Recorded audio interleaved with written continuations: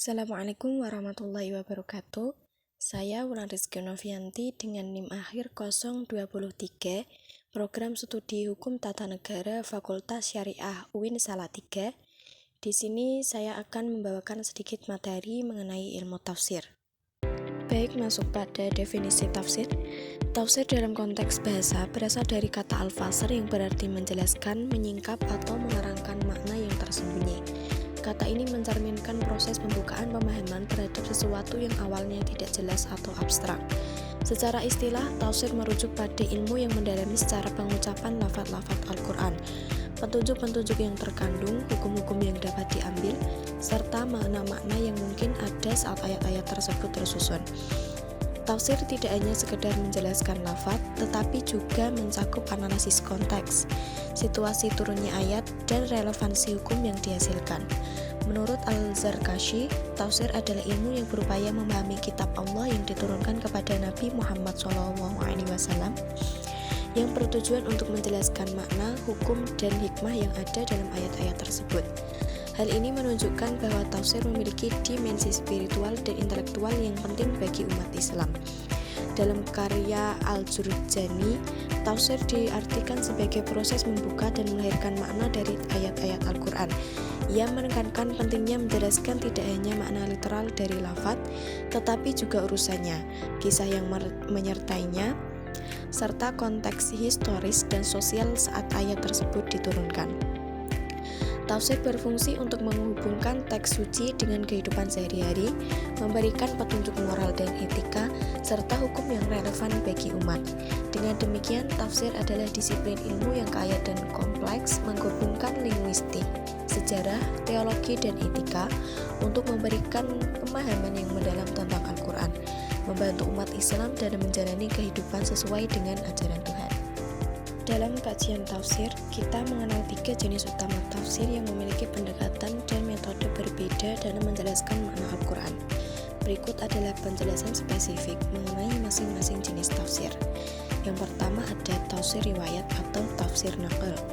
Tafsir riwayat adalah tafsir yang didasarkan pada sumber-sumber yang sahih seperti Al-Quran, yakni menafsirkan ayat dengan ayat lain, sunnah menggunakan hadis Nabi untuk menjelaskan ayat, dan kutipan tabi'in, yaitu mengandalkan penjelasan dari generasi setelah sahabat yang menerima ilmu dari mereka.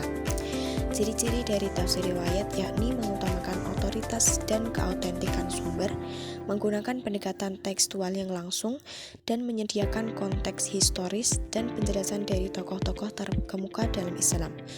Untuk contoh dari tafsir riwayat yaitu, misalnya ketika menjelaskan ayat tentang zakat, mufasir dapat merujuk kepada hadis yang menjelaskan cara pelaksanaan dan syarat zakat. Yang kedua ada tafsir dirayah atau tafsir bi-ar-ra'yi. Tafsir dirayah atau tafsir bi-ar-ra'yi adalah tafsir yang berdasar pada pemahaman dan penalaran mufasir itu sendiri. Metode ini menggunakan akal dan ijtihad untuk menarik kesimpulan dari teks Al-Quran. Ciri-ciri dari tafsir dirayah yakni mengandalkan prinsip-prinsip yang sahih dan kaidah ilmiah. Mufasir berusaha untuk memahami makna melalui logika dan penalaran pribadi dan dapat mengandung interpretasi yang lebih kontemporer dan relevan dalam konteks zaman. Sebagai contoh, seorang mufasir mungkin menganalisis ayat tentang keadilan sosial dengan mempertimbangkan kondisi masyarakat modern dan prinsip-prinsip hak asasi manusia. Yang ketiga ada tafsir isyarah atau tafsir isyari. Tafsir isyarah adalah tafsir yang menafsirkan makna-makna yang tersembunyi di balik teks Al-Quran. Penafsiran ini seringkali hanya dapat dipahami oleh orang-orang tertentu yang diberi pemahaman oleh Allah. Ciri-ciri dari tafsir isyarah yaitu memiliki kedalaman makna yang tidak selalu jelas, menggunakan simbolisme dan isyarat yang memerlukan kepekaan spiritual, dikenal sebagai ilmu laduni, yaitu ilmu yang diperoleh melalui ketakwaan dan ikhlasan. Sebagai contoh dalam kisah Nabi Khidir dan Nabi Musa dalam Al-Quran surat Al-Kahfi ayat 65, tafsir ini menunjukkan bahwa ada pengetahuan tersembunyi yang diberikan kepada Khidir yang tidak dipahami oleh Nabi Musa, melambangkan kebijaksanaan ilahi yang lebih tinggi. Nah, selanjutnya kita akan masuk pada metode tafsir. Terdapat 4 metode utama dalam tafsir, masing-masing memiliki pendekatan dan keunikan tersendiri. Yang pertama ada metode ijmali, merupakan pendekatan yang pertama kali muncul dalam penafsiran Al-Quran, baik pada zaman Nabi Muhammad SAW maupun para sahabat. Ciri khas dari metode ini adalah penafsiran global. Mufasir menjelaskan ayat-ayat secara singkat dan menyeluruh tanpa rincian detail. Bahasa yang mudah, uraian dilakukan dengan bahasa yang mudah dimengerti, seringkali mirip dengan lafal Al-Quran. Pendekatan awam, metode ini dirancang agar orang awam dapat memahami maksud kandungan Al-Quran tanpa kesulitan. Metode ini diharapkan dapat menyampaikan inti pesan Al-Quran dengan cara yang intuitif dan dekat dengan gaya bahasa aslinya. Yang kedua ada metode tahlili atau tajzi'i. Metode tahlili adalah pendekatan yang lebih analitis. Dalam metode ini, mufasir analisis mendalam menjelaskan kandungan ayat dari berbagai aspek termasuk bahasa, asbab an-nuzul, dan munasabah. Sistemika urut penafsiran dilakukan secara berurutan sesuai dengan urutan ayat dalam mushaf Al-Quran dan kritik terhadap parsialitas. Meskipun banyak dilakukan oleh mufasir salaf, metode ini sering dianggap tidak cukup karena penafsiran yang dianggap parsial dan kurang mengaitkan ayat-ayat yang relevan satu sama lain. Metode ini baik untuk memahami konteks spesifik ayat, tetapi bisa saja mengabaikan hubungan antar ayat. Yang ketiga ada metode muqarrin atau perbandingan. Metode muqarrin berfokus pada perbandingan. Dalam metode ini mufasir ada perbandingan teks, yakni membandingkan ayat-ayat Al-Quran yang memiliki kesamaan atau perbedaan dalam redaksi. Yang kedua ada hadis dan pendapat ulama, yakni menganalisis ayat-ayat yang tampaknya bertentangan dengan hadis atau pendapat ulama tafsir lainnya. Metode ini membantu untuk memberikan pemahaman yang lebih komprehensif dengan mempertimbangkan berbagai perspektif. Dan yang keempat ada metode maudhu'i atau tematik. Metode maudhu'i berorientasi pada tema. Yang pertama ada klasifikasi tematik, yakni mengumpulkan ayat-ayat yang berhubungan dengan tema tertentu dari berbagai surat. Yang kedua kompromi makna, yakni mencoba mensinkronkan ayat-ayat yang tampak kontradiktif, menjelaskan ayat yang nasikh dan mansukh, dan mengharmonisasikan makna yang berbeda. Yang ketiga ada pendekatan holistik, yakni menyajikan pemahaman yang lebih utuh dan terintegrasi atas tema yang dibahas. Metode ini sangat berguna untuk memahami konsep-konsep besar dalam Al-Quran yang melibatkan banyak ayat. Selanjutnya ada peluang dalam menafsirkan Al-Quran. Revolusi digital telah memperluas akses terhadap sumber tafsir Al-Quran. Dengan ribuan tafsir kini tersedia online.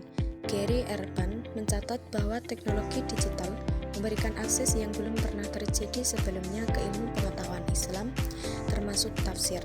Selain itu, alat digital mendorong pengembangan metodologi baru dalam studi tafsir, memungkinkan analisis teks yang lebih mendalam dan menghubungkan tafsir dengan isu-isu kontemporer seperti hak asasi manusia dan lingkungan, sehingga relevansi Al-Quran tetap terjaga di era modern. Selanjutnya, tantangan dalam menafsirkan Al-Quran. Salah satu tantangan utama dalam studi tafsir Al-Quran di era digital adalah keandalan sumber digital dan infrastruktur yang tidak merata. Akses internet yang buruk di beberapa wilayah menjadi hambatan. Selain itu, teknologi yang digunakan memerlukan pembaruan terus-menerus. Metode digital, meskipun lebih cepat, dapat mengurangi kedalaman pemahaman yang biasanya diperoleh dari interaksi langsung dengan guru. Menurut Sayyid Hussein Nasr, metode tradisional melibatkan pembelajaran yang mendalam yang sulit digantikan oleh teknologi. Ada kekhawatiran bahwa ketergantungan pada teknologi dapat mengurangi keterlibatan dalam proses pembelajaran, serta risiko pemahaman yang terlalu teknis dan kurang mempertimbangkan konteks budaya. Adapun adab-adab untuk menafsirkan Al-Quran, yakni 1. Hendaknya seorang mufasir meluruskan niatnya, karena amalan itu tergantung pada niatnya. 2. Hendaknya seorang mufasir memiliki akhlak yang mulia. 3. Menerapkan dan mengamalkan ilmunya. 4. Bersifat jujur dan valid ketika menyampaikan. 5. Rendah hati dan lemah lembut. 6. Berani menyampaikan kebenaran. 7. Bersifat tenang dan berwibawa. 8. Teliti dan berpikir panjang. Dan yang ke-9, persiapan yang baik dan metode yang bagus. Nah, selanjutnya ada kemuliaan tafsir. Ilmu tafsir merupakan ilmu yang sangat mulia dan memiliki kedudukan yang tinggi. Tafsir merupakan ilmu yang mulia baik dari segi bahasa, tujuan, dan kebutuhan terhadapnya. Karena bahasanya terkait dengan kalamullah yang maha agung, yang mana terdapat hikmah-hikmahnya dan keutamaannya. Karena tujuannya adalah berpegang teguh pada tali yang kokoh dan akan tercapai pada kebahagiaan yang hakiki. Ilmu tafsir sangat dibutuhkan karena setiap kesempurnaan agama dan dunia harus selaras dengan syariat, dan keselarasan tersebut tergantung pada pengetahuan kitabullah. Yang terakhir ada hubungan tafsir dan Al-Quran. Al-Quran merupakan kalamullah yang diturunkan kepada Nabi Muhammad SAW melalui malaikat Jibril secara tawatur. Al-Quran merupakan ibadah jika membacanya dan merupakan idah atau petunjuk bagi semua manusia, khususnya bagi umat Islam. Hukum Islam pertama Al-Quran telah mampu mencapai pencapaian penting dalam sejarah, yaitu merealisasikan eksistensi manusia dan menjadikan manusia sebagai insan robbani pada saat sebelumnya mendapat pujian langsung dari Allah dalam Al-Quran. Juga mewujudkan peradaban Islam universal yang dengan cepat mampu menerapkan pesan-pesan rohani yang terintegrasi dalam kenyataan duniawi. Ilmu tafsir sangat penting untuk memahami Al-Quran. Tafsir merupakan bidang ilmu Islam yang sangat dihormati karena memiliki hubungan yang erat dengan kitab suci. Al-Quran diturunkan oleh Allah sebagai nur atau penerang, syifa atau penyembuh, petunjuk, dan rahmat bagi seluruh alam. Karena itu, Allah melindunginya dari segala macam kesalahan dan perubahan. Al-Quran telah dijaga dengan sangat baik oleh orang alim. Tidak ada kitab lain yang dijaga dengan lebih baik. Penafsiran Al-Quran dimulai dengan memahami, mentadaburi, mengambil insibat hukum, mengetahui asbabun nuzul, nasikh mansukh, dan memahami ketinggian bahasa Al-Quran. Dengan kesimpulan, ilmu tafsir memegang peranan penting dalam memahami Al-Quran yang merupakan pedoman hidup bagi umat Islam. Dengan berbagai metode tafsir seperti tafsir riwayat, dirayah, dan isyarah, kita dapat menggali makna yang terkandung dalam ayat-ayatnya. Revolusi digital memberikan peluang baru dalam akses terhadap sumber tafsir, namun juga dihadapkan pada tantangan seperti keandalan sumber dan kualitas pembelajaran. Adab dalam menafsirkan Al-Quran juga sangat penting untuk memastikan pemahaman yang benar dan aplikatif dalam kehidupan sehari-hari. Akhirnya, tafsir bukan hanya ilmu, tetapi juga ibadah yang bertujuan untuk membawa umat menuju kebahagiaan hakiki dan membangun peradaban yang berlandaskan nilai-nilai Islam.